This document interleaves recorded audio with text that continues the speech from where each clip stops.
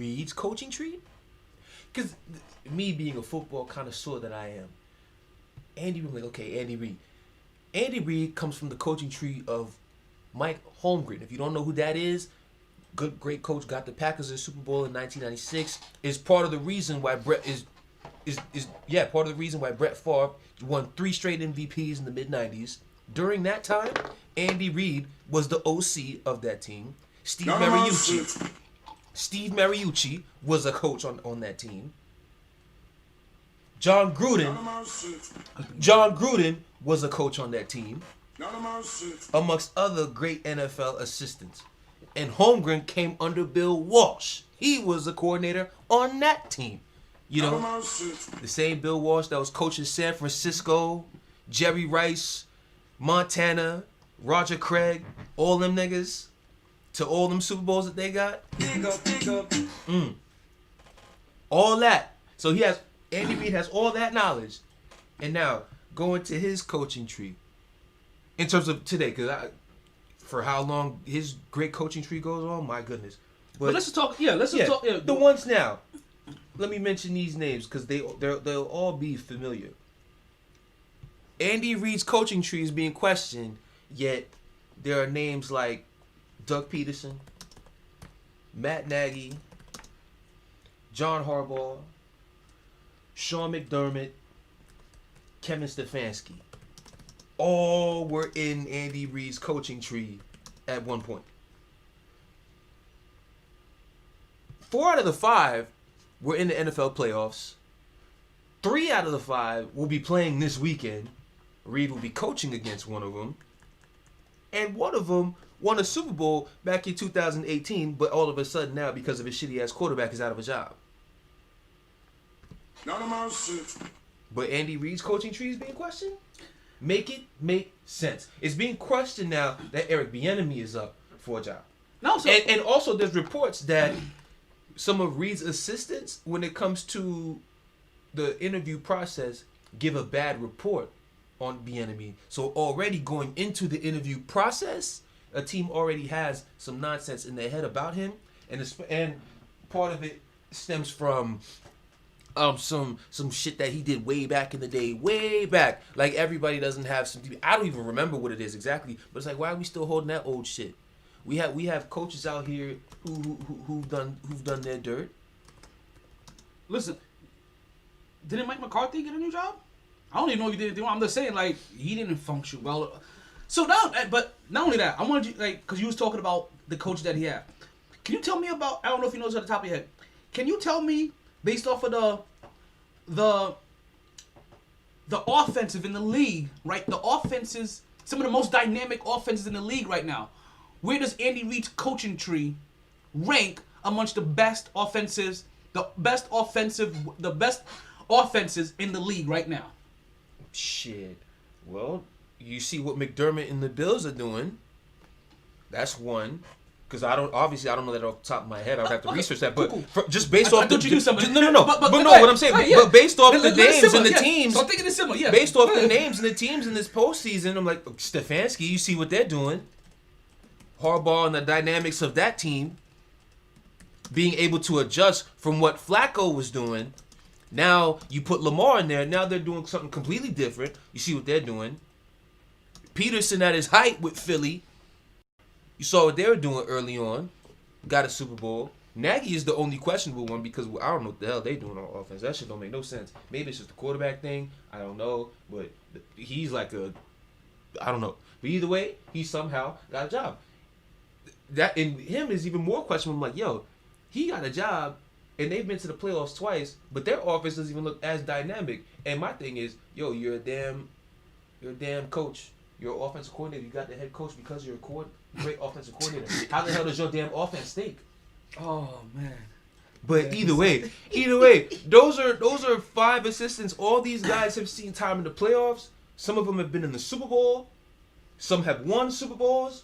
But we're hearing Andy Reid's coaching tree is questionable. Now I know there's one more. Suck dick with that shit, man. And heavy D to be exact. cunt motherfuckers. Yeah, I'm getting wild today. It's Friday. It's Freaky Friday, as Nat said. Big up Nat there. Oh shit! Oh yeah, Sensei. Listen, like holyshift.com. Real talk. About to be very nasty on here today. Like I was doing like, I heard it, and I didn't have all of, but I was like, I know you was leading this. I was trying to see if you may have had. I knew we didn't have much time. I didn't think you was gonna go into it that deep. Otherwise, I really would have done some real research. But you mentioned 5, and I think there's 6. But without remembering the 6th one, just let you guys know what basically just happened there. That is 5 out of the top 10 best offenses in the league right now, coming from Andy Reid's coaching tree that is suddenly in question when the black guy needs a job. Let me say that again for you. Because we just mentioned all of these other people that has come out of Andy Reid's coaching tree. None of them. No hesitation whatsoever to get them a job. But Eric Bieniemy comes up. That's why I said there's an enemy within the NFL somewhere. Oh, Ron Rivera as well. River Ron. 6. Todd Bowles, Pat Shermer, Leslie Frazier, Steve Spagnuolo, Brad Children. These are all NFL coaches. So granted, Todd Bowles has had a job before. We seen how long. But come on now. But these are dynamic people who have all been head coaches. And Todd Bowles was his defense. It was defense. His defense. Spagnuolo, defense.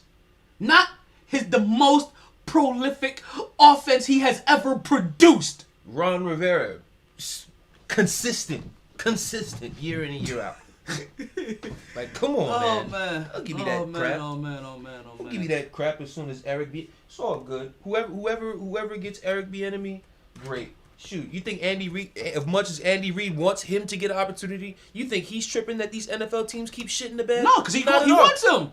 He wants to keep him. Of course he wants to keep him. And even if for some reason that you think that, this is more Andy Reid than it is the enemy or Bieniemy, so fucking what? How many of Bill Belichick's offensive coordinators, defensive coordinators, special teams, what's the athletic directors get a call just so they can sniff of dead a piece of what Bill Belichick has been rubbing off on them. They trying to have a sniff of it. Like it's the best, purest Miami's cocaine.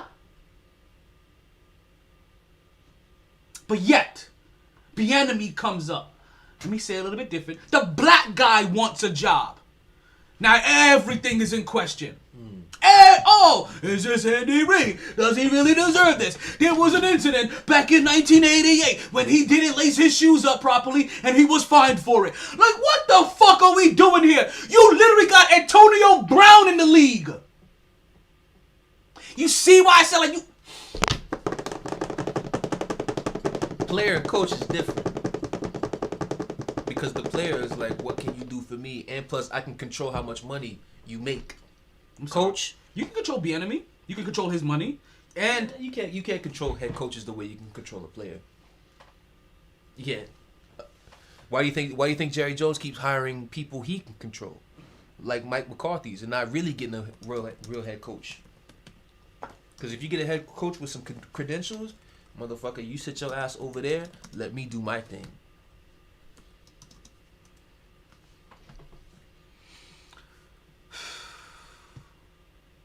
So Eric Bieniemy, right now, and granted, his team is still in the playoffs, right? So here goes the other excuse that we hear. You can't talk to him right now while his team is still active. But yet, how many deals have we heard worked out where the day after that coach was eliminated from the playoffs, they were hired or that defensive coordinator, whatever coordinator, as soon as his team was done, the very next day he had a head coaching job? That didn't happen because they were talking the moment his team got eliminated. That's because they was working shit up behind the scenes during that whole entire time, but they don't go into it while that team is there because they don't want to cause a distraction for their team. All I know is Houston, keep shitting the bed. Keep shitting the bed. You're gonna lose your quarterback. Keep shitting the bed. I want Deshaun Watson to sit out and be like, yo, fuck you guys. I'm done. Keep shitting the bed. Because I know Houston's not gonna hire him. I know they're not gonna hire him.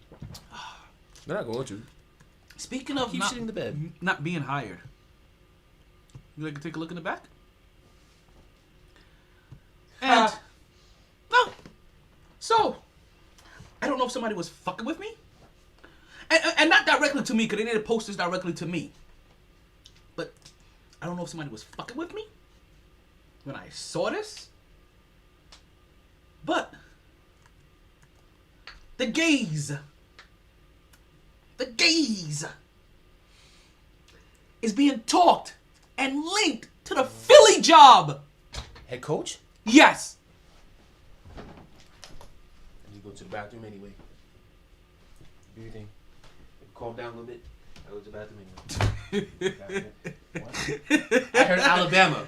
I was fine with it because it's like, you know what? Demote yourself for a year or two. Get your shit together. Ooh.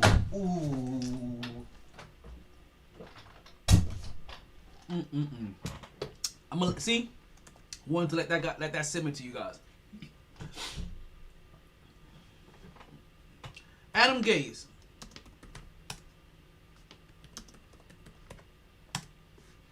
is already being linked to a job with the Philadelphia Eagles. Now, like I said, I don't know if somebody is messing with me. I don't know if this was a joke. I have been searching. I have been scouring. I have been trying to find this every single place that I can find because I need to know, is this true or not? Because if this is true, then not only is this a complete shock to the system. A complete shock to the system. Because Adam Gase, based on what he's done over the last 2 jobs that he has held, he does not deserve a head coaching job. Look at this guy. Look at him. He's literally the villain from Who Framed Roger Rabbit. And if you guys are wondering what the hell I'm pointing at, or you guys don't know, look at him. For you guys following on Podbean, you can also follow live on YouTube as well. You can go ahead and watch this whole entire thing. And if you don't know who Adam Gase is, if you don't know who the villain from Who Framed Roger Rabbit is, go ahead. Look them both up. I have side-by-side comparisons for you guys. You didn't find me on YouTube, but hold on 1 second. Let me make sure I'm streaming. No, I am streaming. I'm 100% streaming. You bugging that. But I'm there. Need some mango twist. Because Adam Gase and the NFL got me twisted. So, now let's get this straight. Andy Reid's coaching tree is in question. And Adam Gase is getting a job offer? Eric Bieniemy is responsible. Eric Bieniemy is responsible for putting up the most prolific offense that we've seen over the last the last 2 years. He's literally the head coach of Patrick Mahomes. Yet this guy,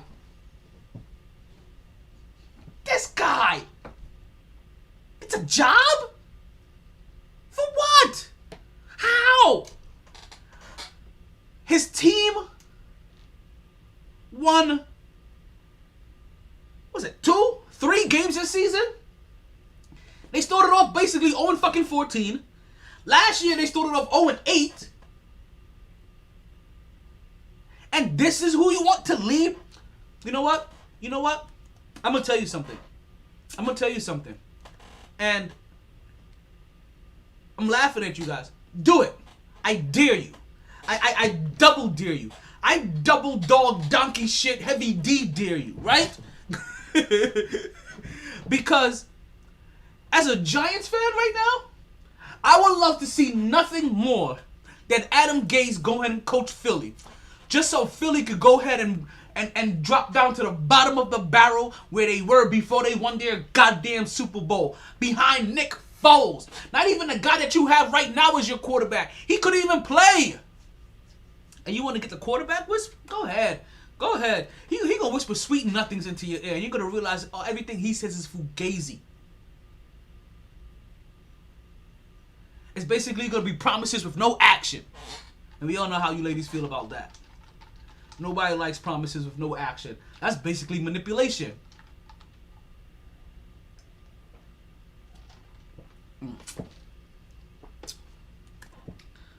So here he goes with a job offer. A job offer. Like a job. Like who gives this man a job? I know I'm not giving Adam Gase a job. Look, I said, I don't care who you are. Adam Gase does not deserve a job. He does not deserve that benefit of the doubt. He don't like he. I don't even believe he should be an offensive coordinator, because what can he teach you? What are you gonna listen to from him?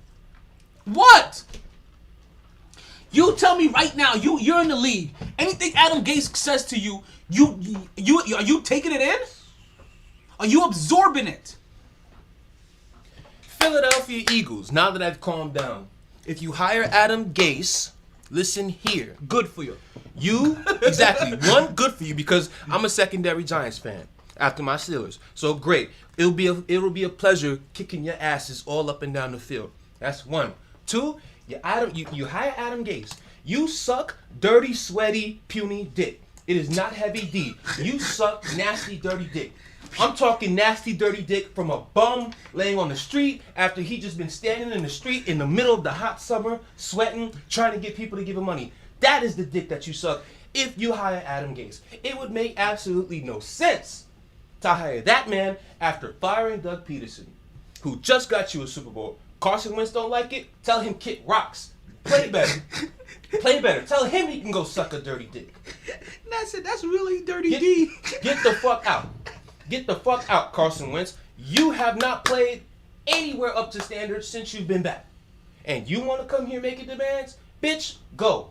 Go eat a bitch's coochie with fucking herpes in it. Go get herpes, bitch. Fuck out of here, bro. Go. I told you, I'm getting real nasty and vile today. It's Freaky Friday. Nasty Friday. And if the Philadelphia Eagles do that, bro, you deserve every piece of coal from Santa Claus for the next 15 years. Actually, Santa Claus don't even need to get them coal. Just skip their house. Like, they're not even worth the coal that Santa would put in their stocking. They're not even worthy, bro.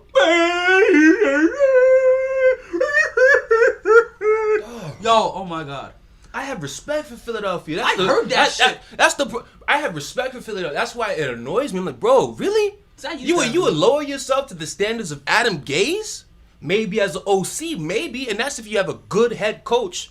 Jim Caldwell, another black head coach you should be fired. Listen, I don't care how good the head is. I don't want that Gase. I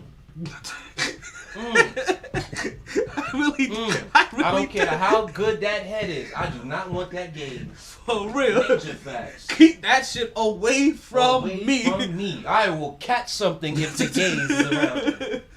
Keep it far away. Oh man. Oh my God. We're gonna have to I heard the Alabama shit, and that annoyed me enough. That was annoying too, cause I'm like, you trying to ruin your program again? If I'm a college kid, I'm not. I just saw what the hell you did with Darnold. What the hell do I want to listen to you for? To put it in a weird military term, right? It's really. You got the AFC East dicking you from behind week after week after week, and you think I'm gonna come over here and listen to you? It's really like a new lieutenant, a butterball lieutenant, coming into the army, right, and getting assigned to his unit, and it's him trying to tell the E4s, E5s, and E6s on how to do shit when you're just as new to the army as that goddamn private that I gotta go teach everything to. The only reason why you have more rank than all of us because you went to college first. So I respect the fact that you went to college, but sit back and learn something. Because you know what I'm saying, like as an E4, E5, and E6, that LT, that butterball literally has to earn your respect. And in a job where you're dealing with people's money or whatever, or whatever you're dealing with, if that motherfucker coming over because you know he's gonna fuck shit up, you're like, no, I can't listen to you. I'm gonna do my own thing, and and hopefully I can teach you along the way. Like, I'm gonna teach you on how to be a better you, because you're in a leadership position, so I'm gonna teach you how to be a better leader from my position. of non-leadership. Or other leadership that is still lower than yours while you've only been in the army 30 fucking days. I got 4 years in this bitch. Okay. I got 8 years in this bitch. Okay. I've been leading people already for 4 fucking years. So who's gonna listen to Adam Gaze? Who's gonna listen to the gays? Who's gonna listen to the villain from Who Framed Roger Rabbit? Who's gonna listen to 2 centimeter penis? Listen. You know what? There's Asian women everywhere. Okay. Listen, you know what Adam Gaze? You know what Adam Gaze is? Adam Gaze is the motherfucker that a female looks like. Like, bitch, I just made you come in 2 seconds. Shut the fuck up and watch how you talk to me. That's what Adam Gaze is. You know what? I found this is a perfect way to transition from this, so we can calm down. Next Tuesday, right here on the MyT Sports Podcast, I'll be having an exclusive interview with the CEOs of Miracles Apparel. Make sure, I believe I'm gonna have that live as well. I think, yes, actually, I'm pretty sure I'm gonna do it live because I want to put them on the spot. I gotta get their mind ready. Damn. What? But how brothers was just talking, and you gonna bring up them sweethearts like that? See, man, I'm going to church. You can't do that. That was a nice way to transit. No, that's not a nice way. That's a hard left. Okay, so you know what? My bad. Let's take that back. Let's forget that's that I did. Hard left. Let's forget I didn't even say that, right? So you guys don't rewind.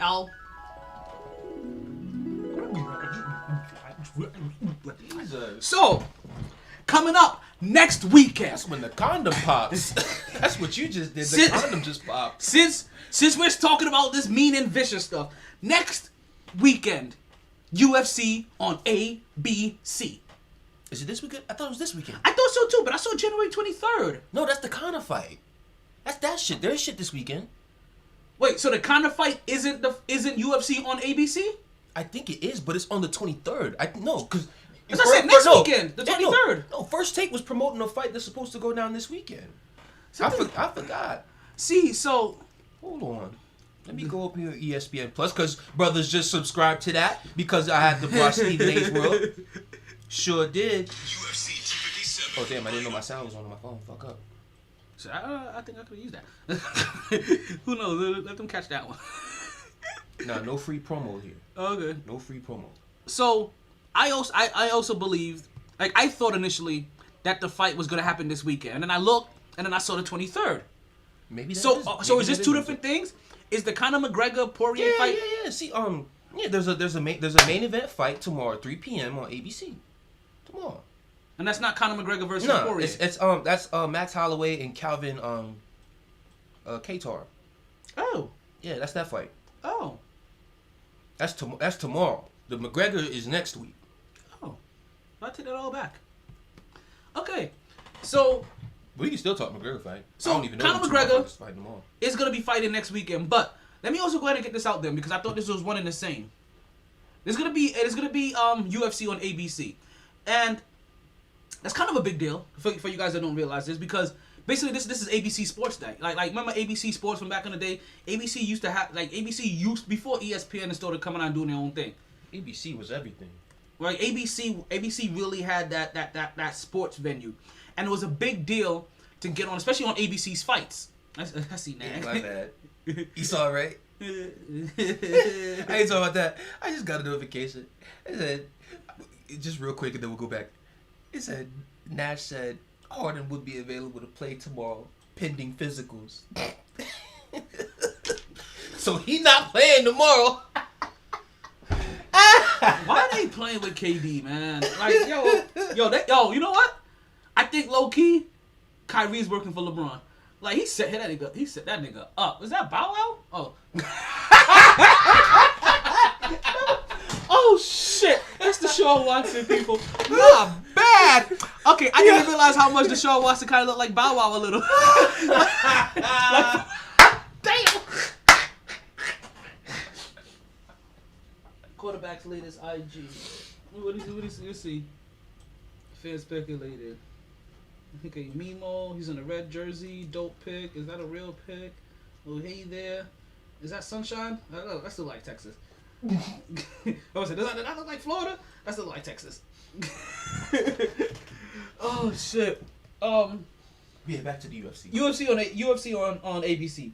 So one of the things when I thought it was Conor McGregor, and I guess it still applies. But whoever's fighting that fight, this is a big opportunity for you, because this is, if you didn't know me, I should now be a household name. Now I get to be a household name opportunity by putting on a good fight on ABC, on you know what I mean, on public television. Like, this is the first time here. You want to show out, like you, but also, you know what, UFC is also trying to get all of those old spaces that boxing used to occupy. They're like, niggas is seeing where the money's at. Exactly. So they're like, hey, can I do what boxing used to do? I think I can get people. So now these UFC fighters, now they really get a chance to become.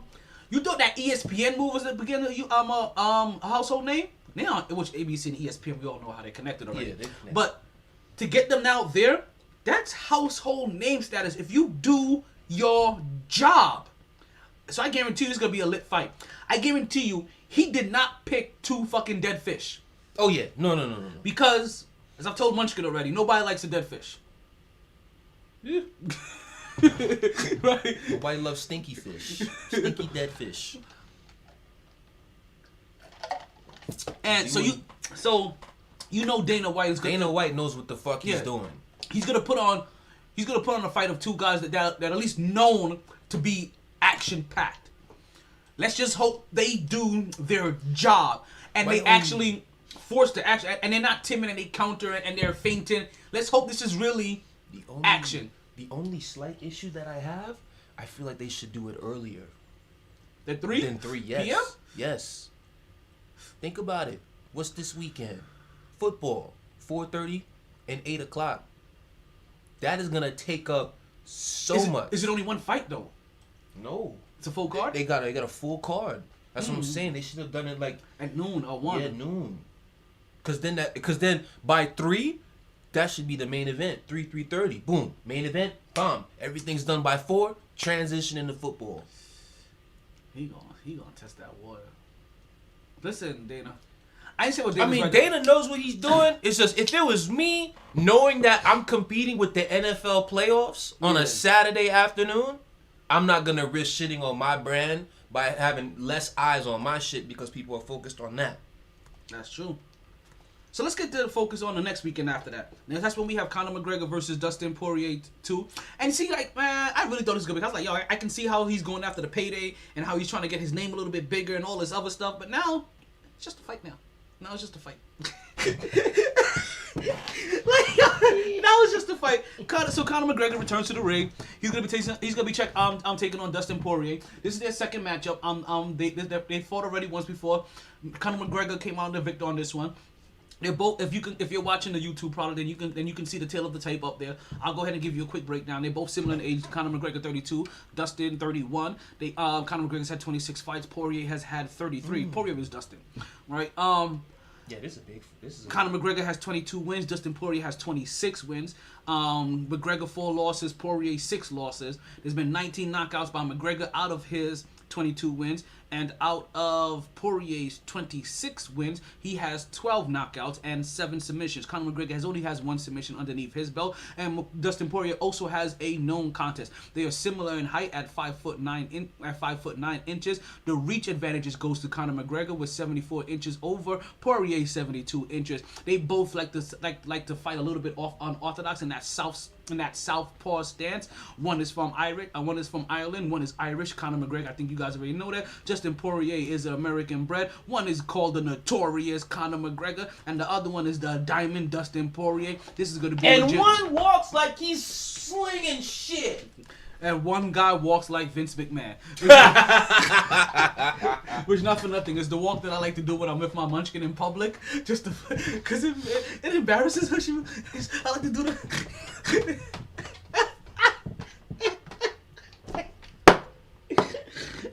I'm starting to embarrass Munchkin with my actions. My bad. Just to go back to last week, because I'm looking at the whole shit now. I'm thinking these 5 fights are the only fights. There's a whole nother prelims that start at 12. Oh, so we is starting at 12. The prelims, not the main. The main card has 5 fights that start at 3. But then yo, he's trying to put on 5 hours of.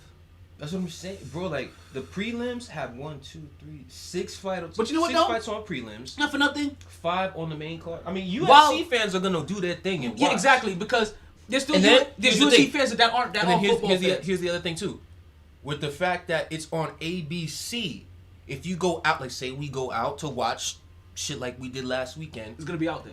We can have that exactly. on. We can have that on. And ABC, you know what's gonna happen if we go to the bar? We're gonna be like, hey, can you put the fight on one of these things too, so I can? Because it's only one game. Because one game at 4:30, one game at 8. So it's like we got a game here, and then we have this here, and you got the fight. Yeah. And you can see, yeah. So it can still work out. I get it. I still get Dana White. Like you start early. You put on a fight. You put on a fight day. Also, what you're trying to do, you're trying to like even the football fans. You're trying to catch them early enough that they may get stuck. Where even if they tune in late to the game. So if all of a sudden, I'll never understand why the NFL wants to be doing that shit so much later in the day. Make no damn sense. So if you hear something to the effect, well, as this game went on, the ratings went up. It's because people were switching their channel and tuning in from UFC. Shit like this is why I need more TVs in my house. And to be able to like, all right, I got you here. And I got you over here. Listen, this is what I told people. Like once I went to 2, I couldn't go back, and I almost justified 3 in here. I really almost justified 3.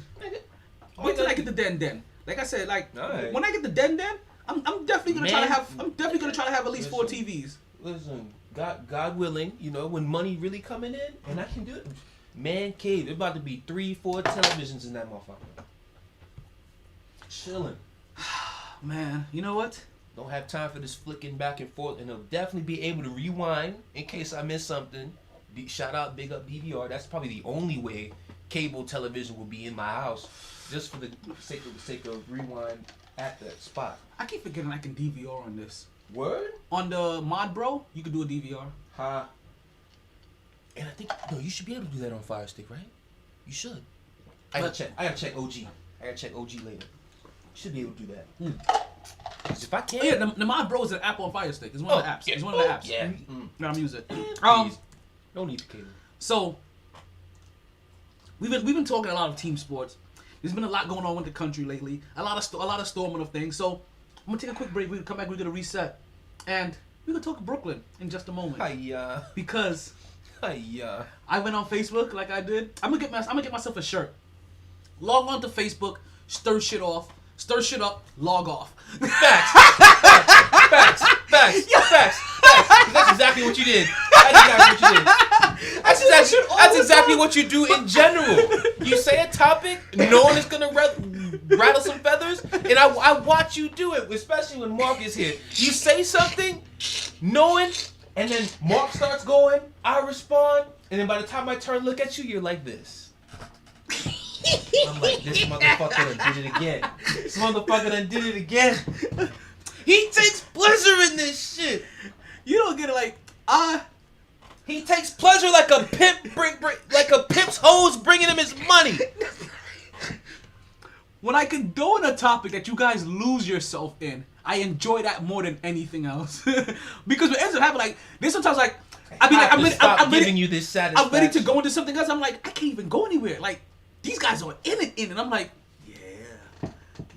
Just like that, yeah. Lean back, playing with the fucking beard. Like, yeah, I did it again. Britney Spears having ass, nigga. Listen, that's when it makes for the best radio and best TV. When you forget about those blackouts are the best.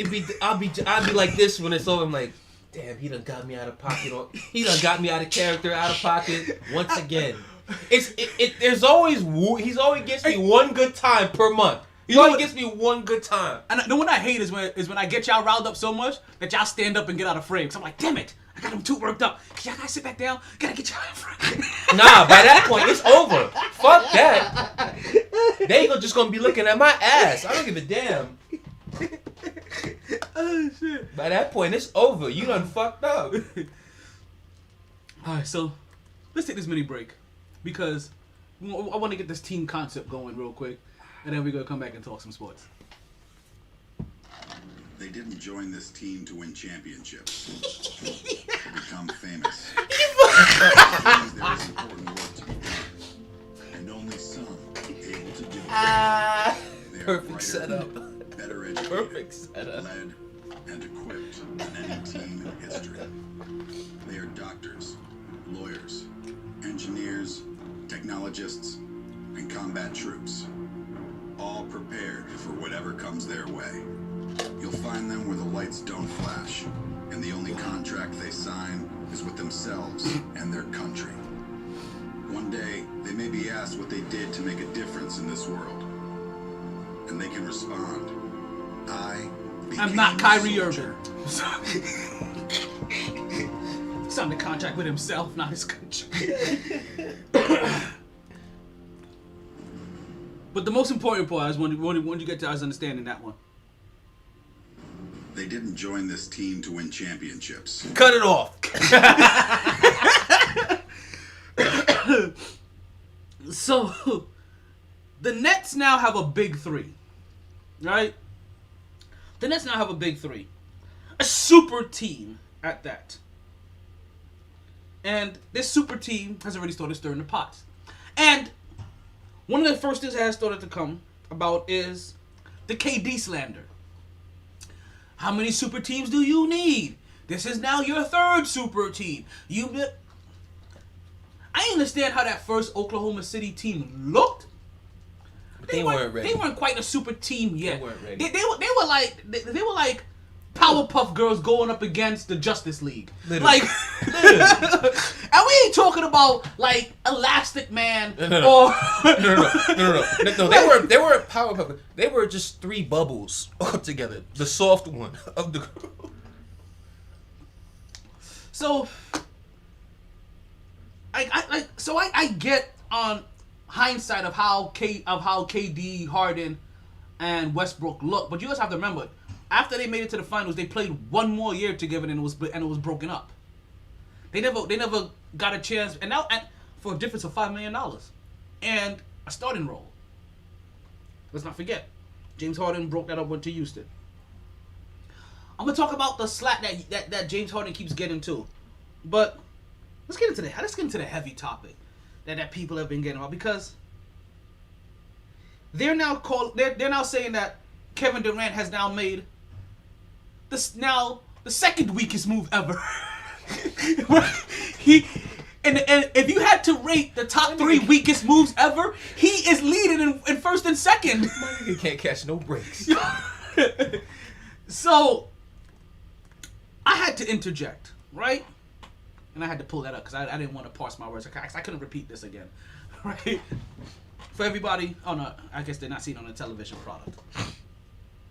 But I have to remind you guys, right? For everybody that's giving Kevin Durant slack, this was all made okay and acceptable once the best player in the game, your generous king with the rings, LeBJ, is what I'm calling him now, LeBJ. LeBJ? Yeah, LeBJ. Yeah, LeBJ, LeBlowjob. LeBlowjob. LeBJ. LeBlowjob. Freaky Friday on the MyT Sports Podcast. You see it right there. I've been typing. See? LeBJ. LeBJ. Sounds so mysterious. LeBJ. Lil BJ, Lil Blowjob. So once you're generous king with the rings, LeBJ. No. Once you're generous king with the rings, Lil Blowjob. LeBJ. Made the weakest move. Hey, yo, Lil Blowjob. By the best player ever. No one cares about the pawns. And I have to repeat this to you. Like, pawns are supposed to make weak-ass moves. You're pawns. Like, when you're the best, you gotta set an example. And LeBJ, he made the example that it's okay to run from hard work. It's okay to be a quitter and take the easy route. He's like, why run laps when you could just crawl across the field? That's your generous king, LeBJ. So and I know and I know you guys No mercy. are thinking like, you know what? Here goes that LeBron hate again. But I think you guys sometimes miss the biggest part here in that, because you hear about it when it comes to just a superstar on a team, right? That Greg Popovich was able to coach everybody else on the team because Tim Duncan allowed him to be coach. If Tim Duncan was an asshole, it would allow everybody on that team to be an asshole to the coach. Never would have been the Spurs.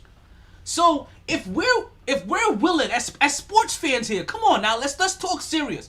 If we're willing to acknowledge that when it comes to when it comes to building a locker room, or listen, even in a classroom sometimes, if you see one kid all of a sudden like, wait, what the fuck? I should be able to do this too. Yeah. Like and they go unchecked. We see this in households, in parenthood. So let's just keep this back to the team for a second. I want to keep this at the lowest common denominator for right now. When we hear about this guy on the team that acts like that, right? That does that thing that you're like, he can't do that. He has to be checked, because if you don't do that, then you give the green light to everybody on the team to be XYZ. Then what happens when the best player in the league jumps shit because it's too hard for him to do? What happens then? It allows every Tom. They're already the others, as Shaq likes to call them. Those others are already going to move. You know who never used to move? The guys that were considered the best. Tim Duncan, Kobe Bryant, Michael Jordan, Magic Johnson, Dirk Nowitzki. They didn't move. Their organizations may have moved them. Gary Payton. Now, we understand that the big three came also. You know what? Hold on. Because I didn't do that justice. So, we get all of these big three talks, right? And they're talking and they're talking about now heavily about what Kevin Durant is doing, has done, hasn't done. Kevin Durant, like I said, it's not the same thing. And yes, I will acknowledge Kevin Durant made one of the weakest moves ever. Mm-hmm. But so did LeBron. When LeBron decided that, you know what? I'm going to take my talents over to South Beach. And we're going to get not one, not two, what's that say? 3. Not 4, not 5. Didn't even stay for 5 years. But, not 6, not 7, not 8. By that point, he was in Cleveland. By 8, he was back in LA. By year 9, he was, so when the best player in the game does that kind of thing, it opens the floodgates for everybody else that is on par with being considered the best player in the league. And even then, if you are considered the best player, you don't move. Sorry, Charles. You don't move. Love you, but you don't move. Like Charles Barkley tried this with 3 different teams. Like, we get it. But there was a reason for it, because there was a staple somewhere at the top of the mountain knocking everybody the fuck down. Every time you wanted a box with his earnest, your arms are just too short every single time. But they want to compare, and they want to talk about how these things came about. Listen, I hopped on Facebook and I started some shit. I started some big shit, right? Because even LeBron James' big three. Let me break this down for you guys, right? Just so you guys can fully understand, because I know some people like to talk about what Jordan had. Some people, actually, they really like to talk about what Jordan had. But let's talk about all these big threes, all these super teams, right? They're kind of different, big threes and super teams. And somebody also helped me say as well. Big threes normally are just a group of guys that normally come together. Usually, they're falling out of their prime. The super team comes when you're in your prime. So somebody told me. I was like, I can accept that logic of splitting the two. The Miami Heat. That super team, you in your prime. Not only are you in your prime, you considered one of the top niggas in this league. Miami Heat. LeBron. Now, the only reason why LeBron James or Dwayne Wade weren't the best player in the leagues is because Tim Duncan and Kobe Bryant were still in the league. Facts. That's the only reason. Emphasis on Kobe. So, Yet they have the nerve to say LeBron was better than Kobe. Man, to all those who said LeBron was better than Kobe at that time, suck dick. So, actually, no, eat ass. Oh, baby! Oh, baby! We had to play for the millennials on that one.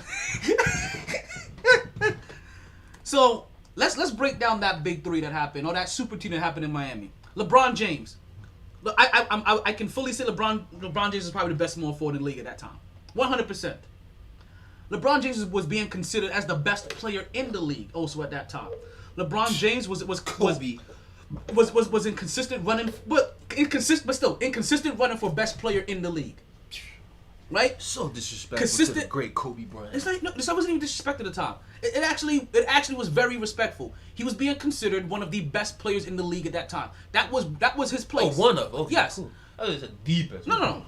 He's considered one of the best players, but he's in the running for being the best player in the league. He's in that running, so he's considered one of the best players, and he's in the running for best player in the league. Mm-hmm. He's in that talk. But LeBron James already best small forward in the game.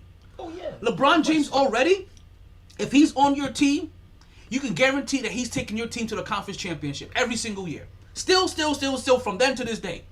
That's still his standard. That was still his standard. Every year, his team was finishing first, second, or third. But normally, first, second, right there.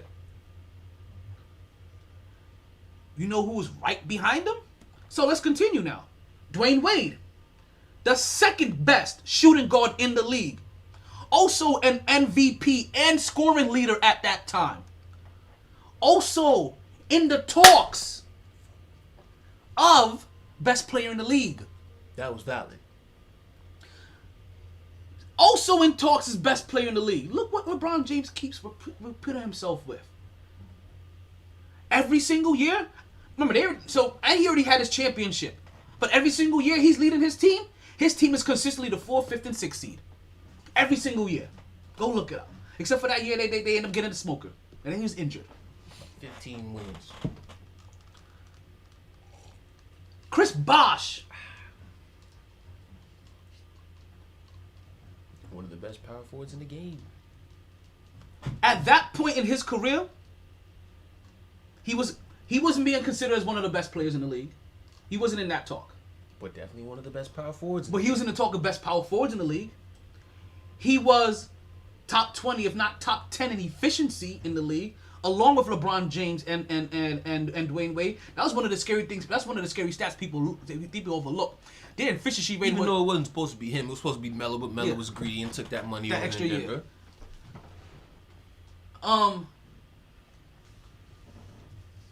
Year. That was a scary thing about them. That's the one stat that people kind of overlooked when it came to them, right? Is that when it came to efficiency, they were in the top 10.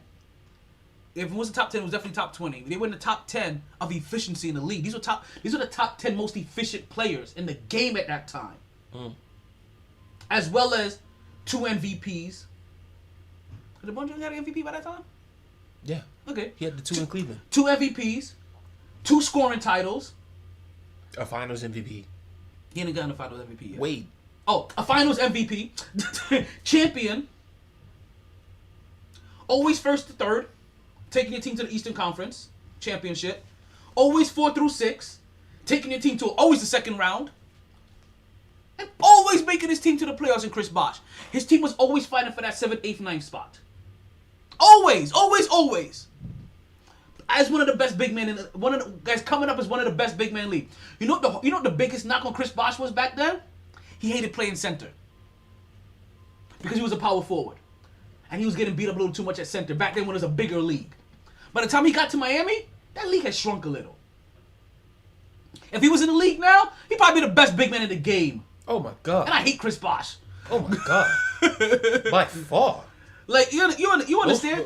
Those post moves, that mid range, and then he eventually extended his out to the feet work three. was ridiculous. Yeah, Chris Bosh would be running circles around centers today in today's league. I know Chris Bosh probably watches today's game and says like, damn, I would cook these niggas. I would cook all these things. But if he says that, KG, what KG would have done to these niggas. Or Rasheed Wallace. Woo! Rasheed Wallace would have. Like, those two? Like Shaq talks about how much he would have averaged. Listen. Rasheed Wallace would have averaged 45 in this era. Sheed and KG would have had niggas scared to come play that. Like, what? You know what? In today's league, Sheed and KG would have Joker scared to play tonight. And they would have. And Joel Embiid? And Joker may be the closest comparison to those guys. Bro. Without the defense and the sneer. He may be the closest thing to them. Like, you guys talk about how you think Joker is good with his post and his feet work? KG? Sheed? Rasheed Wallace. Ball don't lie? Yo, you understand Rasheed Wallace finest was so dangerous as a player and so picked. I would have loved to see. You think Boogie Cousins is picked on? Rasheed Wallace was getting technicals for saying the ball don't lie. Boogie Cousins ain't got shit on Rasheed Wallace. King Kong ain't, I don't even like monkey references, but King Kong ain't got shit on me. KG and Sheed in their prime would have did some things to Joel Embiid that would have been criminal. They would have punked the shit out. What? Criminal. He would have had that cry face well before he got eliminated. Yes. Barkley would have punched him in the ribs plenty of times. Ooh. We already know that. But these big threes. So there goes Miami big three, right? Who they've compared it to. There's also Boston's big three. That as I talk about what LeBron James did, they say, well, what about Boston? Well, Boston was a big thing. They did the same. No. See, Boston is more of a big three and a super team than anything else. I understand that these guys were probably like 31, 32, 33. Still at the peak though. At this point in their career, or back then, at this point in your career is almost done. They were coming towards the tail ends of their career. Listen, Kevin Garnett literally busted his last nut in Boston. Oh yeah. He ain't seen a nut since. Dust. literally. Like Ray Allen's still able to get some off.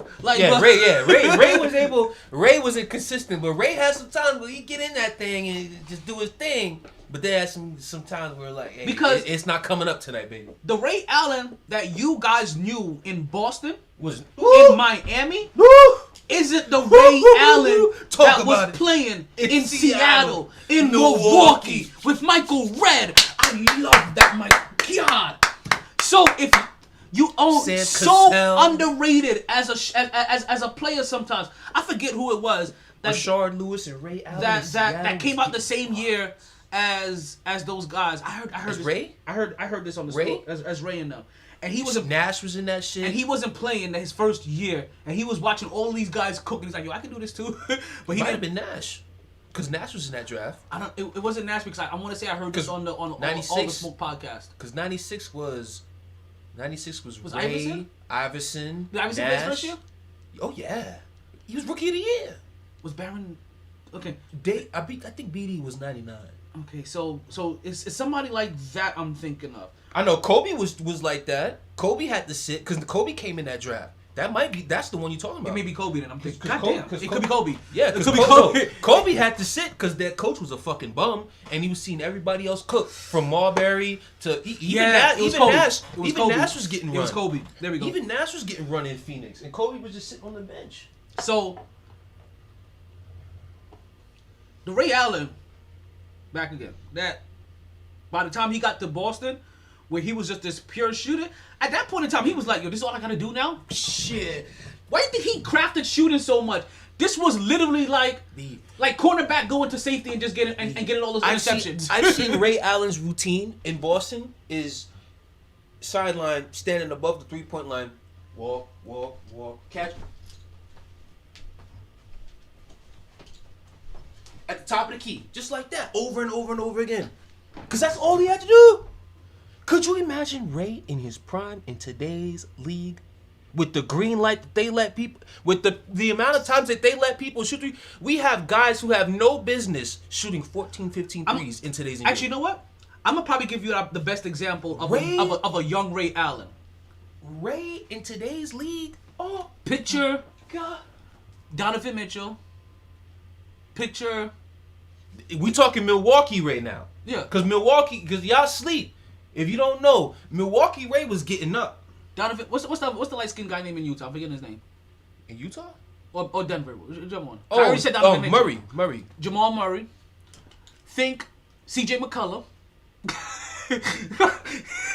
Yes. Like, think those kind of guards that can dribble by you, go finish in the lane like it was nobody's business, like dunk on your head, but also you better pull up a three because, like, oh my God, if Ray Allen had the green light. Let's give me the green light, 'cause I'm ready to go. I'm shooting your lights out before that buzzer blows. Ray would have shot the club up. Speaking of shooting the club up, Ray in today's NBA would have been coming all up in your gal. Would have been coming all up in your gal. That's how many times you've been coming. speaking of shooting the club up, shooting this shit out of you. Did Jalen Rose have his baby? Because Molly's looking back to normal.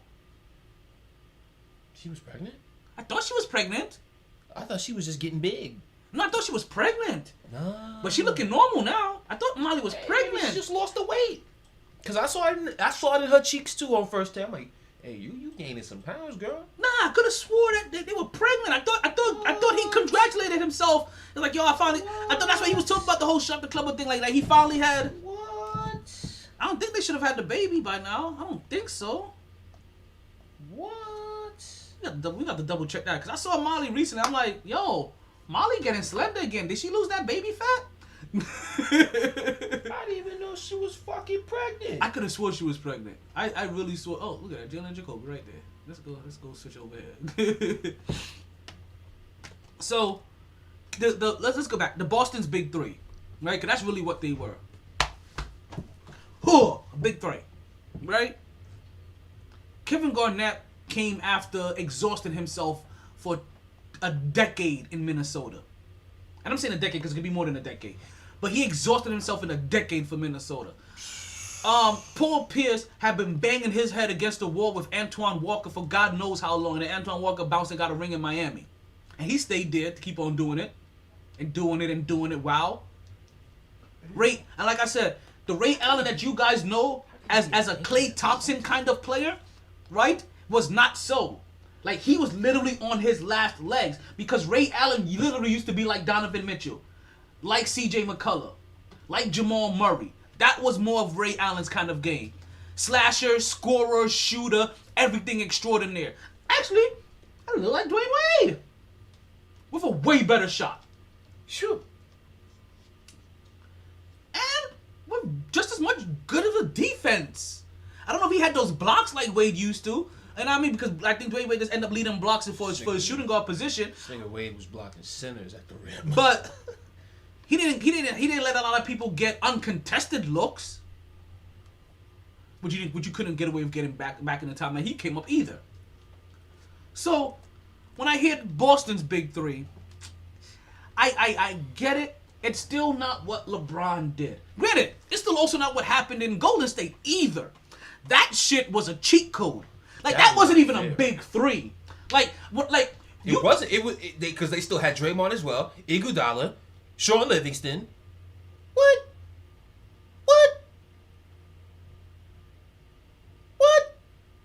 I call Sean Livingston the mid-range assassin. Cause like every time he shot a mid-range shot, that shit was butter. And that was probably the 7th, 8th man in the rotation. Come on, man.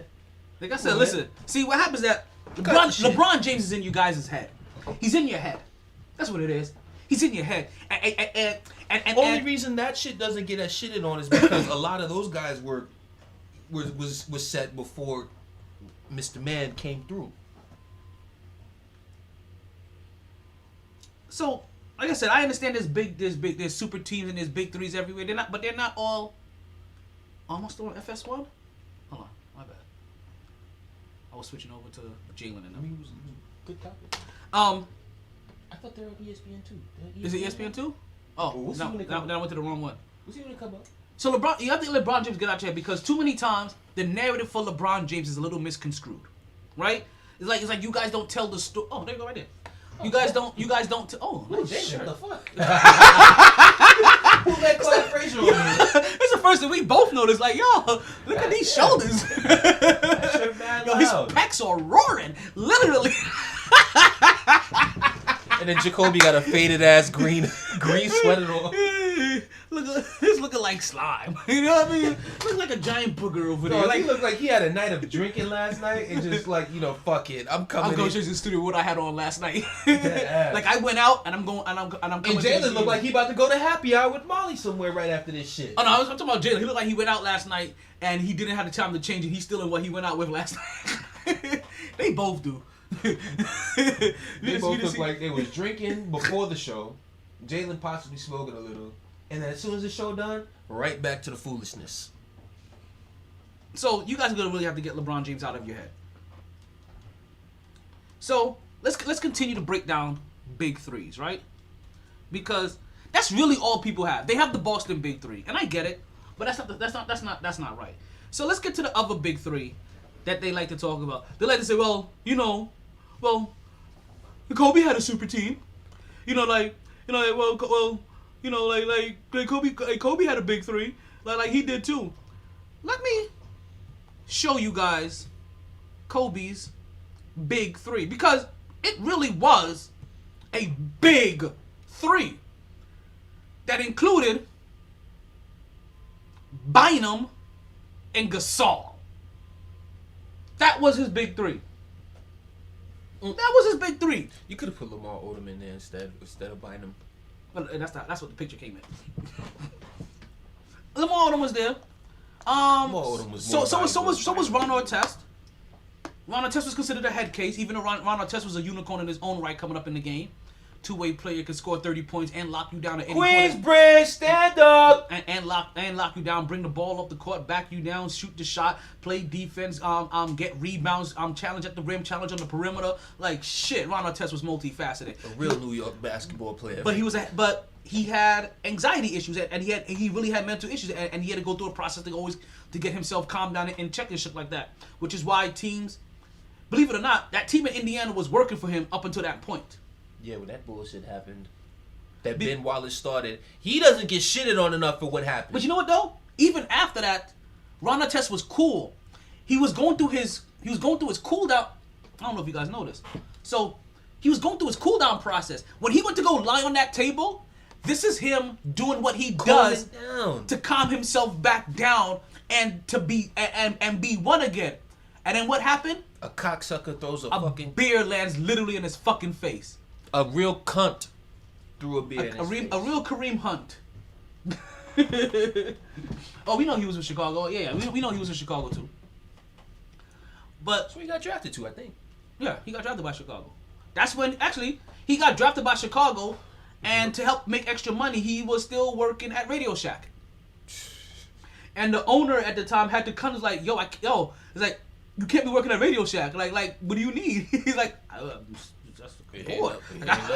Like, but also like, it's the first of his contract, but he's a little bored and he's trying to keep him. Ron Artest. See, this is about people trying to keep himself busy. People don't even realize this. Ron Artest understood some of his demons. When he worked at Radio Shack, it was literally him trying to continue doing shit to keep himself out of trouble. Yes. And also he was giving people tons of hookups. But it was one for one when he had just had a kid and he was trying to keep himself out of trouble. He got to Indiana. Respect. He got to Indiana and they were actually functioning well. That they understood on how to on the steps he needed to take to bring himself back down to calm. But also back then we were a lot more ignorant to mental health. Yes. So that's the reason sometimes even when we talk about it, right, we still talk about it with the same mind frame as the 90s. No, we got to bring it forward a little bit. We were still very ignorant to mental health back then.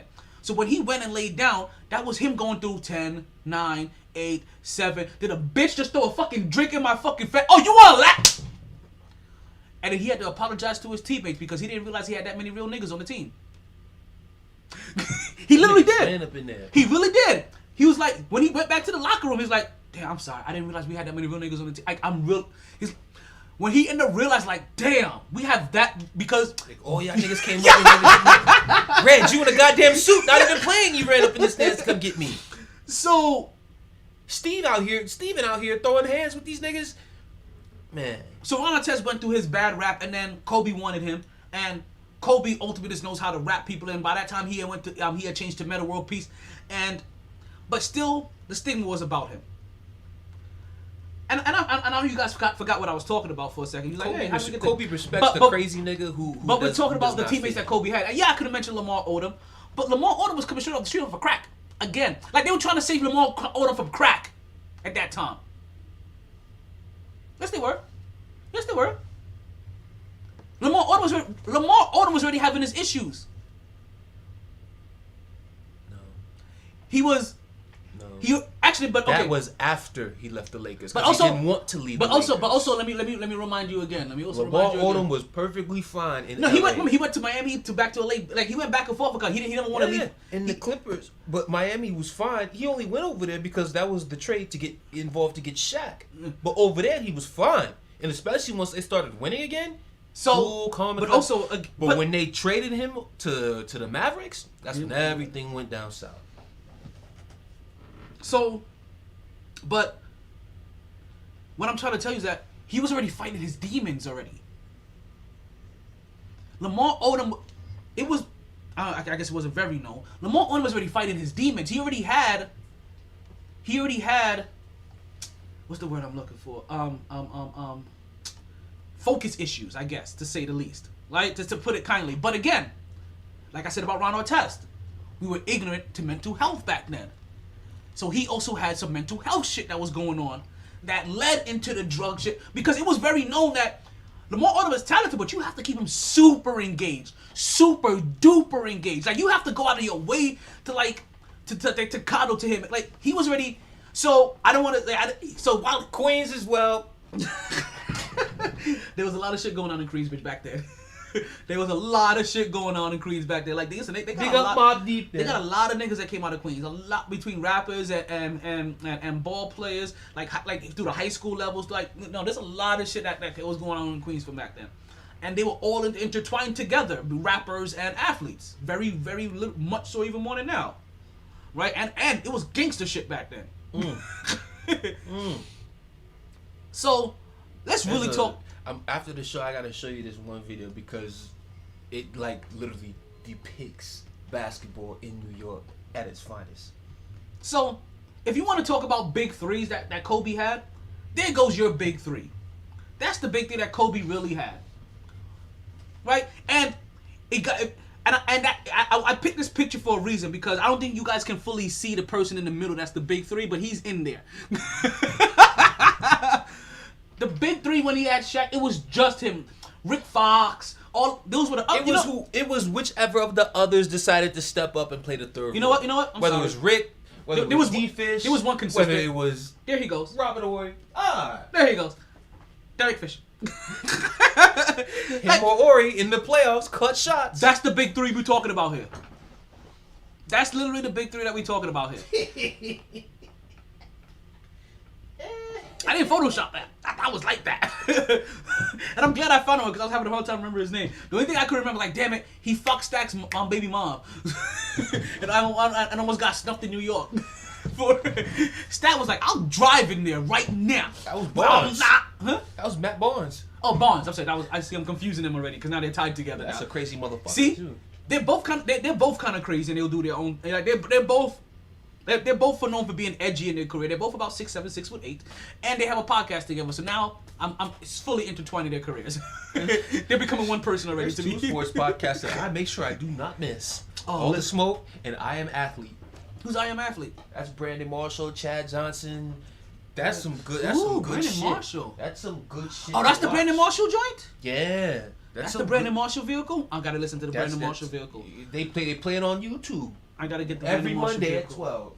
Once a week or is it daily? Once a week, every Okay, even Monday better. at 12 for like no more than an hour. But even better. Yeah, I gotta because the Brandon Marshall interview that I heard on All the Smoke podcast, That shit is a good ass interview Yes. too.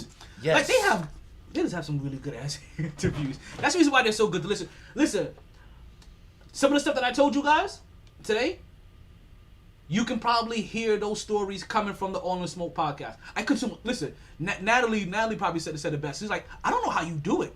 She's like, all you do is consume. Like, how do you consume all of this shit in one day? Like, she was going on. She's like, yo, she's like, you got wrestling, you got football, you got basketball, you follow tennis, you follow UFC, you follow boxing, you listen to podcasts, like you watch. Like, she's like, how do you consume all that shit? I'm like, that's why I got 2 TVs. So I got 2 TVs. That's why I got Google over here playing shit in the background. And then sometimes I'll have shit playing on my phone at the same. Listen, I'll be and I'm on my lap. I'll be doing 5 things at once. But. And then shout out to Bleacher Report for giving me any little notification immediately, whether it's a rumor, something that happened, from whatever, from any others, from any sport. NHL, MLB, NFL, NBA, boxing, UFC, all of that. Bleacher Report, good looking out. Shoot, I need to invest in Bleacher Report. Goddamn. We gotta see if they're public yet. I don't even know. So I get it. I understand that you guys look at different big threes, and you think that, oh, these are the same kind of things, same kind of move. Now, I understand. Now, I will agree that there's been a lot of big threes made throughout history. I may even admit that there've been a few super teams, but while we're still getting accustomed to how they were built, you can't. Well, ultimately, this whole thing was that you can't slander Kevin Durant without including LeBron James. But that slander that starts at LeBron James does not exceed to Michael Jordan, does not exceed to Kobe, does not exceed to the Boston Celtics and Ray Allen. No, that kind of slander that you get for how that team was comprised, the weakest move by the best player in the league ever. That's that. And then he had a running partner, forever Mr. Number 2, Kevin Durant. Forever Mr. Number 2. But shout out to Draymond for peeping the bullshit when he called out LeBron for, you started the super teams, bro. For real. He literally started it. But when we talk about super teams, if you really want to talk about the best big three, the best big three was Michael Jordan, Scottie Pippen, and Dennis Rodman. Because at 6'6", Dennis Rodman can guard anybody, and that included 7'2", 320-pound Shaq. 3 for 3 in their years together. 3 for 3. So when we talk about greatest big three, Ooh, that's probably the biggest three. And get off me, little boy. for you guys that want to say. Now for the different other conversation where we talk about what LeBron James get, and you guys, well, everybody gets help. Yes, we get it. But also, let's not forget, nobody goes seeking out the kind of people that LeBron James goes and seek out. Scottie Pippen, Jordan made Scottie Pippen. And when I say he made Scottie Pippen, I'm not parsing words lightly. The best player on the team pushed the second other best player on the team. Because he was like, yo, if we're going to get to our next level, I need you to step it up. To unlock his greatness. So if Scottie Pippen isn't pushed to that level, that isn't drawn out of him, Scottie Pippen is 100% being comfortable being the dude that sits out for headaches. Being the dude that gets surgery in the offseason. Because he's always kind of been a little off. We understand he was being underpaid, but he did it to himself. That's your own fault, baby boy. I'm sorry. All right, B. Simone. Get the fuck out of here. Get the fuck out of here, B. Simone. Get the fuck out of here, B. Simone. I don't even know where some of this shit comes from. That's your fault, baby boy. But you did it to yourself. Like Deshaun Watson, if you come to Miami, you did it to yourself. I get why you want to leave. But you do it to yourself. The greatest big three is still Jordan. And yes, he helped made Pippen. So I'm not gonna take that back. He made Pippen. He helped push him to be the great player that he is. If you don't believe that Michael Jordan did not unlock Pippen's greatness by how he pushed him or sharpened him still, then maybe you can say that, oh, Pippen was always gonna be that great. But not from what I saw. Not from what I saw at all. Pippen needed that push. And Dennis Rodman, Dennis Rodman always been great. But when he went to Chicago, he was one motorcycle rev out of the league. He was almost gone. He went from, because even further in the timeline, more further back in history, we were ignorant to mental health. So Dennis Rodman, a guy that flourished in Detroit and won rings and was a contributing member to society, all of a sudden can't function in San Antonio? He forgets how to play the game of basketball? All of a sudden, not even that. He was causing too much of distraction the moment he dyed his hair. That's what you guys know. But this has been the progression of how they've tried to hold some players back. Oh, he dyed his hair, that's causing a distraction. Oh, he has cornrows, he's causing a distraction. Oh, he has tattoos, he's causing a distraction. When the fuck did my body art cause a distraction when I'm playing basketball? But you see, not for nothing. Now you see when the control has gone to the players, why they do what they do. But while the control goes to the players and they do what they do, don't think that control can't be taken away from you either. By the time that you have your next collective bargaining agreement, if you keep doing things to embarrass your team, to not embarrass and embarrass the league, which is like what Kyrie Irving is doing. I have a question, and it's a serious question. Before they talked about voting his contract, I had a question. From the moment they got James Harden, from the very moment they talked about how they had James Harden. So actually, I don't even know where that falls in the timeline. The Brooklyn Nets going to trade Kyrie Irving. Could you see them trading Kyrie Irving? I can see it. All I know is right now, that team is like a dude with a small penis and a girl with a dry pussy. That shit is not going to work. Dribble, dribble, dribble, dribble. Ball movement, where? Whoa. See, I'm glad you said. Actually, I'm very glad you said that. Holla. D'Antoni system, pass the ball, 7 seconds or less. But then you got two guys who define ISO basketball to the T.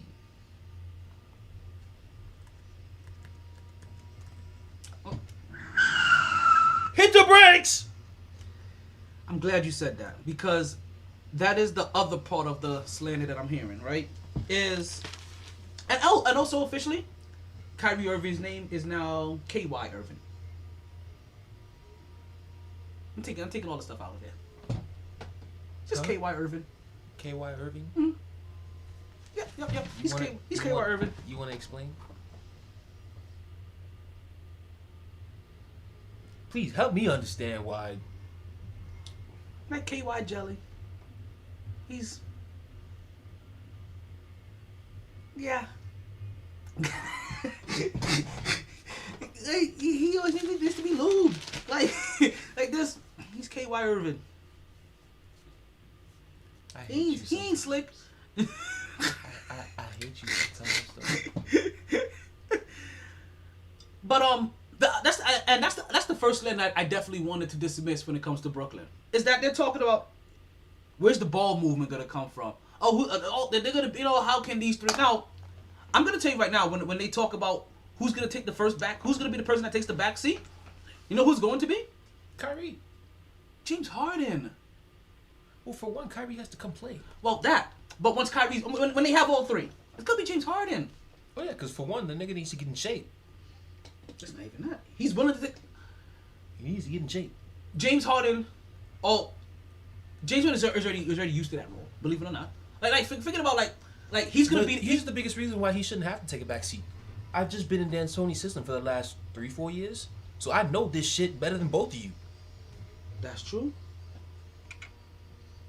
I still think because he's also the most willing. People talk about James Harden and once again they forget that he's flat out come in and just said, I don't want to do all this.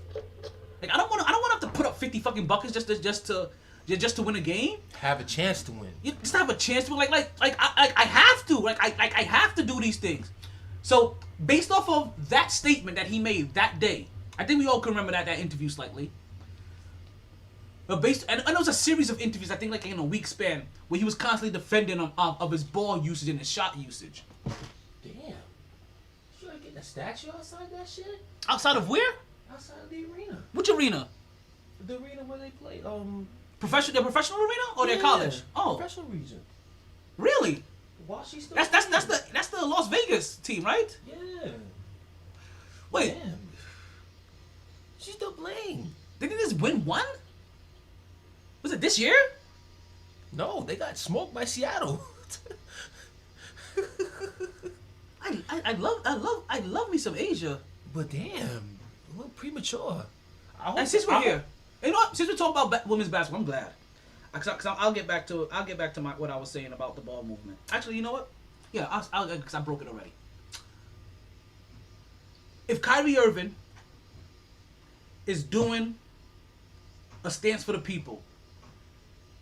Oh no, that was college. Forget it. Okay. College. He needs to go the route more of Maya Moore than whatever the fuck he's doing. I miss Maya Moore so much. She's back in the league now, isn't she? She ain't come back to play. I think she took one. I think she didn't play in the bubble, but she's gonna come back. She's been gone for a minute. Because she's the been dude gone for like 2 years. Because the dude is free now. Her offense worked. The dude's free. I'm glad. So because I miss Maya Moore on the basketball court. Damn it, I wasn't prepared for this, so I don't have the Maya, I love you. Tarasi, I love you more though. You know that. That's my female Kobe. Yeah, the guy that was wrongfully convicted and had been locked up for about like 13 years. So let's see. Do Olympia, Maya Moore fought for 13 years to free Irons over wrongful conviction. Yeah. So let's see if I can catch his full name. Jonathan Irons, who is now 40, he was serving a 50-year prison sentence over the shooting of a homeowner during a robbery when Irons was 16. A judge ruled in March that prosecutors had suppressed fingerprint evidence that could have helped prevent Irons being found guilty, and he was freed in July. So here we go. And so with that announcement, Maya Moore said that she's gonna come back to the league, but she didn't play in the bubble. She took that bubble year off, and then she'll start. So I don't even know if she's fully coming back, but that's when she'll start taking consideration. She didn't even want to think about anything. While she's like, I'm gonna decompress. So if Kyrie's doing something like she that, married the nigga too. No, did she? No.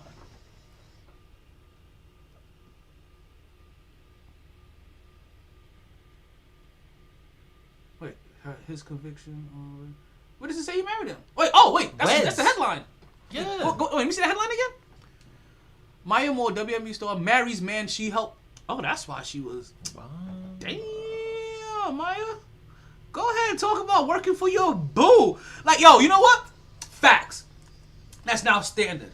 Yo, if you don't got my back the way Maya Moore had Irons back, I don't want you. Yo, if you don't have my back the way Maya Moore missed 2 WNBA seasons for this dude. On top of other things as well. And if I don't have your back the way that Maya Moore has, you shouldn't want me either. Then you shouldn't want me either. Exactly. Like this isn't a one-way street here, but facts. I didn't work for 2 years for your ass. Wow. Talk about real love. You love to see it. Yo. You love to see it. Damn. I thought I caught a glimpse of that because I saw her and her husband worked hard for. You know what? And I glanced over that part when I saw it in the thing. Her and her husband worked hard for years to free. You know what I mean? I didn't even realize that they're talking about Mr. Irons. You love to see it. Black love. So Maya Irons? Maya Moore Irons? Maya Moore Irons. I like that. Maya Iron Moores? Nah, I want her to Iron Moore Irons. Maya Moore Irons. Maya Moore Irons. Maya Moore Irons. Maya Irons more. No, because it sounds like she's in the thing ironing shit. So, we took a slight you love to see it detour. Black love. But it comes back to the fact that if Kyrie Irving is on a mission like that, he may really be going about this wrong. If that's the case. he can even though it took years, seriously, I know Maya Moore didn't get enough coverage, right? Not nearly enough coverage, but I don't think there's a basketball fan, a true basketball fan. What's going on, Chill Will? Welcome to the podcast. We got Chill Will in the building. See you. My nigga!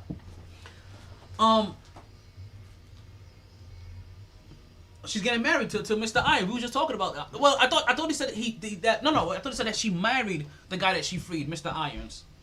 I forgot his first name already. Jonathan Irons. To the inmate. Yeah. So I heard that she already married him. So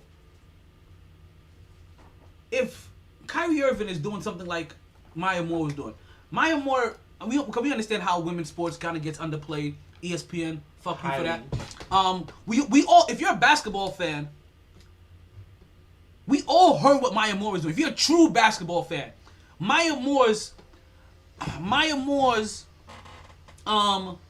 protest did not go unheard, right? Her fight did not go unheard. If Kyrie Irving is doing some shit like that, and that's the case, why the fuck are you being a dick about it? Because if you were to go to route of Maya Moore and want to, yo, you know how many people, all of Brooklyn would be behind you right now. And that's probably the biggest problem. All of Brooklyn is already more fans that voted for the WNBA All-Star Game.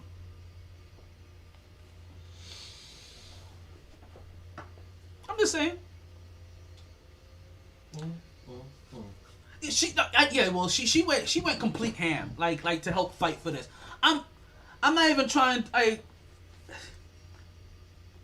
Maya Moore is a bad woman. Yeah, she got a law degree. But I'm just saying, like, if that's definitely a bad motherfucker right there. Like, I'm just saying, like, we have no clue what Kyrie Irving is doing. But if this happens to be it, because I still think we're at a point where we're still kind of giving him a slight benefit of the doubt, and I think maybe that's where like if you truly are disturbed and this truly is some kind of protest, then say so. Like, you know what Kyrie Irving has basically done the equivalent to 3 days no show, no call. And you know what happens when you do that, right? Exactly. So let's have some fun with this, because if we're at the point where we're at no show, no call, where can you dump Kyrie Irving to and get back good return? Do you trade him to Washington and get back? I'm joking. You trade him to Washington and get back Russell Westbrook. Bring the band all back together again. Huh? You know what? I wouldn't be mad about it. I wouldn't be mad about it at all. Oh damn! Look at them. They so bad. Yo, no, that came out days ago. That came out days ago. History awards. Yo, that's. But they were saying that game should be played on the History Channel. That is funny. EIT the company can't fire that nigga. What you talking about, Kyrie? What we talking about here? He's one of the lead engineers. EIT. Something's going on with Kyrie. Something's really going on with Kyrie, and I think it's very safe to that you guys can gauge the pulse. Not only what it feels like is coming from his team, but definitely send that nigga to the Lakers and get Dennis Schroeder and some picks back at this point. Like, but damn, we can definitely feel the pulse, at least around the NBA and the talkers. Enough people that are like, they're really getting tired of Kyrie's shit. Like, they're really getting tired of Kyrie's shit. You have to remember, he's only there because of KD. KD doesn't pick them, he's not going for them. Knicks fans, did you still want Kyrie to get Kevin Durant? Remember, I was like, nope. Don't have him. No. Do you still want Kevin Durant to get Kyrie? Because it was Kevin Durant who wants to play with Kyrie. That's the only reason why the Nets went after Kyrie. Yeah, so that's what you had. But you had to sign Kyrie to get Kevin Durant. It's the Paul George, Kawhi Leonard shit, East Coast. So, Knicks fans, would you still want to sign Kyrie just in hopes of getting Kevin? Because we saw what happened. All of those young pieces we talking about, gone. Obi Toppin got. Granted, if it's the New York Knicks, this is still a come up. Like, this is still I'm a about big. to say, don't get it twisted. This is still a headache you'll rather like you'll still kind of be good having, but the fact that you're having this headache though, because this should be one of the baddest. I'm like, bitch, I could have just been garbage and still had the same headache than have yo ass here giving me this headache with my picks. Hit the road, Jack. So do they trade Kyrie? Do you they're not think they're gonna trade Kyrie this year? No, they're not going to, because they at least need to see how the product on the floor going to look first before they even consider something like that. If the product ain't good enough, mainly if they don't get to the finals because of that, because now they have no fucking excuse, but they don't make it there, and it's a headache combined with the fact the product on the floor is not what it's supposed to be. Yeah, somebody's getting a clip. And it's not gonna be KD, because that's who they really wanted. They just gave everything up. They just gave the whole farm up for Harden. So he's not gonna be the one to go. Kyrie, walk up in this office. Let's talk, man. So now let's go back and would you? Okay, now we know what the organization probably won't trade him. Would you trade Kyrie? Right now, no. No. The fat guy could go. You talking about Harden? Will? Man, chill, Will. I love chill, Will, but sometimes I'm like, yo, Will, come on, relax. They just gave up everything for this guy. They're not trading him. Especially, once again, as somebody KD endorsed here. So they're going to do everything to, once again, to keep up with the theme with Freaky Friday, the nastiness. They're going to suck KD's dick all the way dry, make sure he's happy. So Harden not going nowhere. Nigga built like a mechanic. Yeah, Ain't chill, Will. built like a mechanic. Oh shit.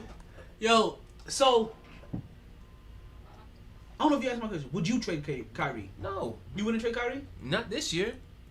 I gotta let this year play out. I think I would trade Kyrie. If I'm trading him, I need a steady point guard, and I definitely need some picks. Steady point guard and some picks. To be honest with you, I'll trade Curry for Steph. I'll trade Kyrie for Steph Curry.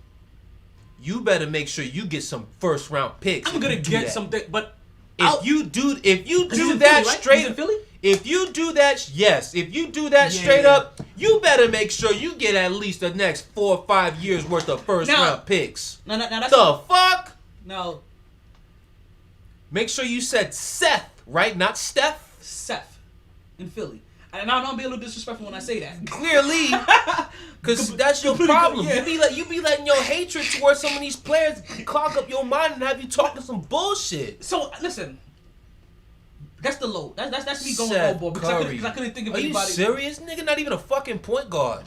Give me Seth and some picks and like one young player.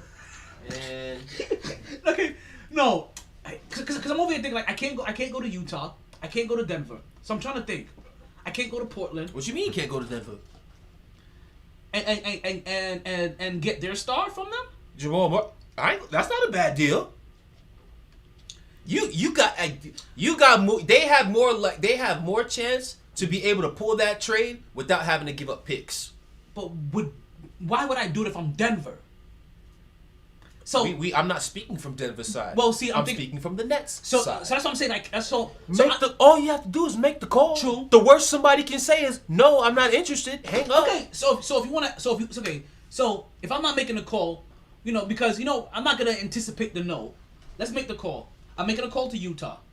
I'm making a call to Denver. I don't know why I make the call for Utah. I don't know what point guard in Utah that you want. I want Donovan Mitchell and Jamal Murray. Either one Hell of those no. two guys. Oh God. Give If me I'm either or. Utah, I'm not giving you that. Well, that's how I feel about if Denver. If I'm Utah, I'm not giving you that. No, well, at least with Denver, I still have Jokic. Make the call. Like I said, Listen, make the call. if you call me, I'm Utah. Yo, listen.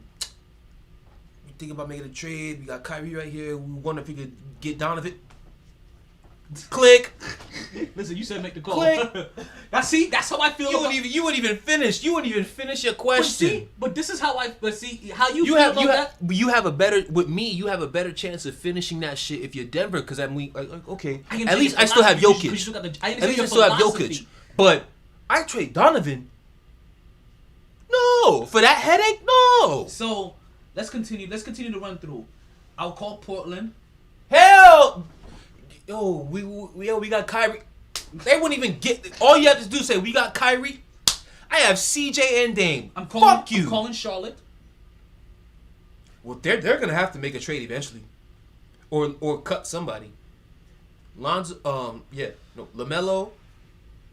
Scary Terry, and even the other young stud who was a and top, I want Melo. who was Let's make it considered. clear, I want Melo. Who was considered who's considered most improved. It can't stay there forever. Somebody's gonna go. I'm trying. And you know they're not giving up LaMelo. You know what I would do to be really spiteful? I'll call Cleveland.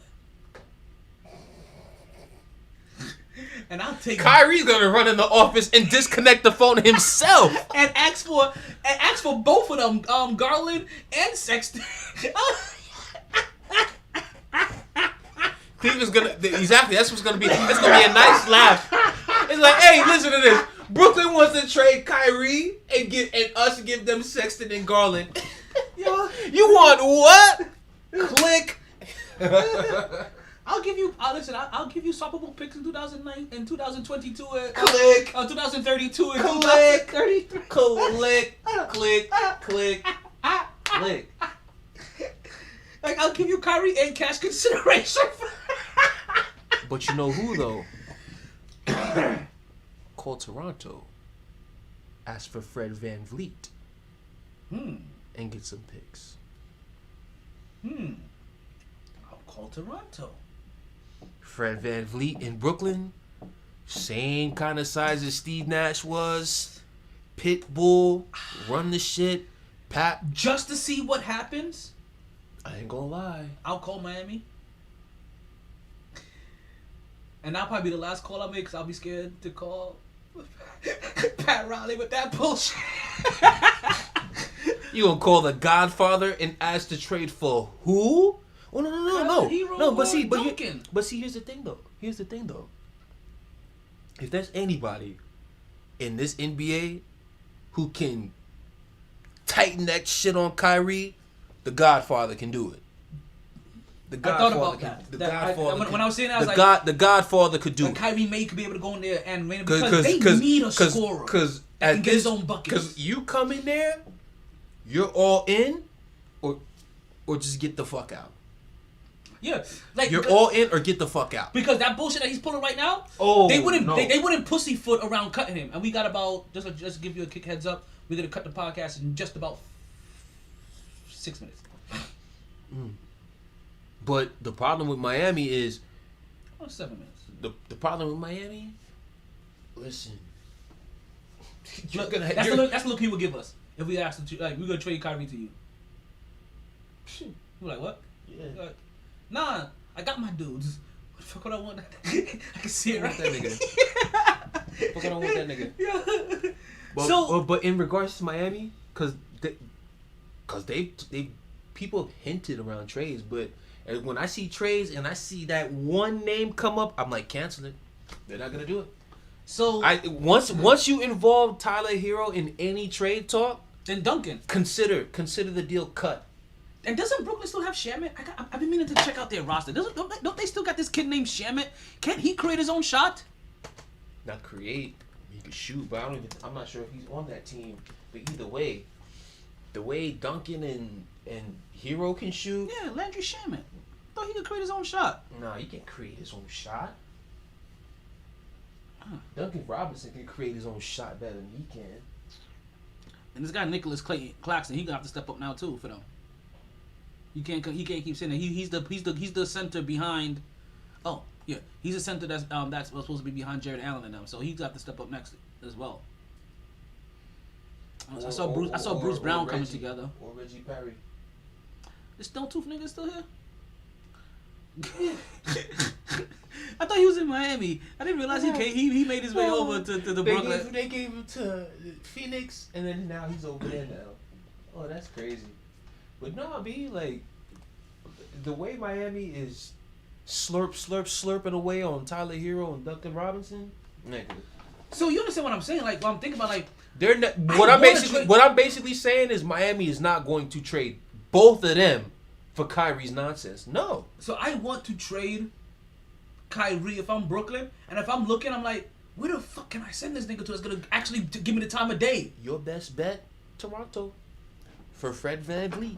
They still might not take it, but that's probably the only one that would at least fully hear your offer without hanging the phone up on you. Minnesota? No, that's bringing back what's his name? That's bringing back Russell. They want to admit that mistake.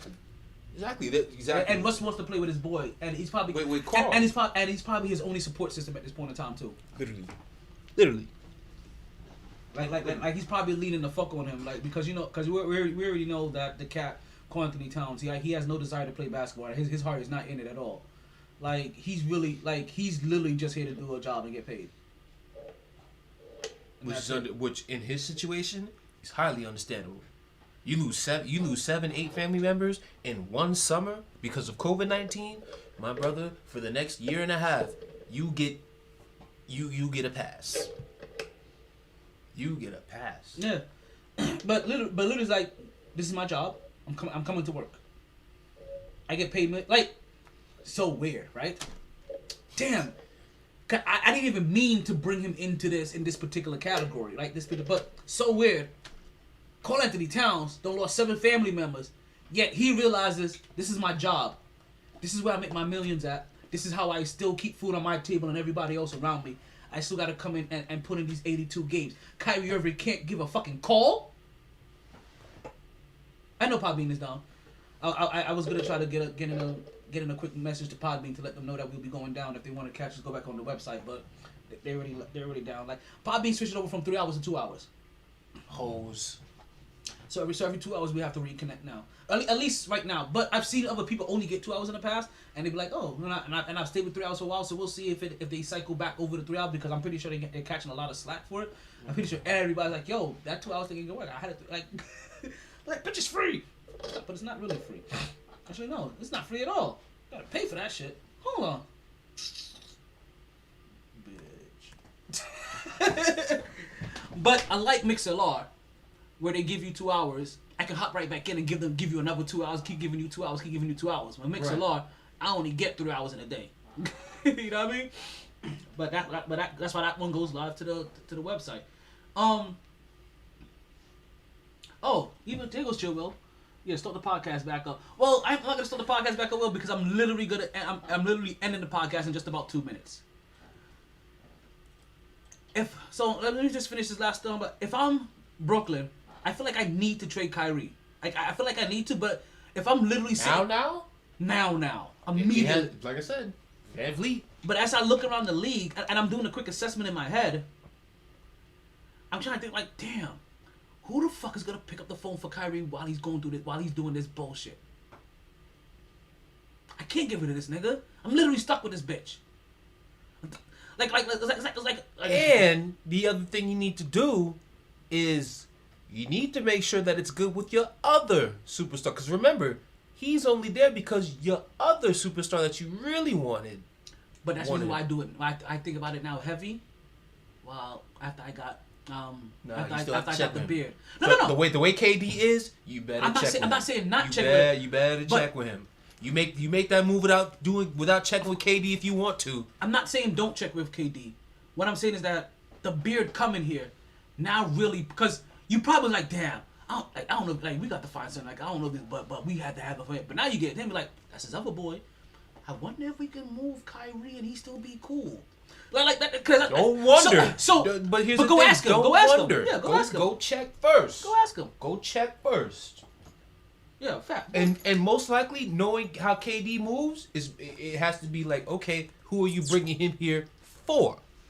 And this is when it would be like, we have a couple of people in mind. I'll tell you all the teams I'm going to consider calling. I tell you, the NBA players have so much more pull than NFL players. NFL, get your bars up. Well, you know why? Because the quarterback is never willing to be the person that does it. Because again, what did I say? Once the best player does it, everybody can do it. The quarterback hasn't done it yet. If the more reason why I want Deshaun to be able to make that move. Big facts. Pull it off. And with that, I want to thank you guys for joining the MyT Sports Podcast. Thank you for pulling off, listening to us for 2 hours. I hope you guys continue to catch a wave that never subsides. Party hard, enjoy everything, regret nothing. Enjoy the rest of this year. Freaky weekend teams. Yes, you can plug and keep in the freaky weekend things. Plug in another double entendre. I got a little nugget for you guys. Tell your smart speaker to play Black Box on Pandora.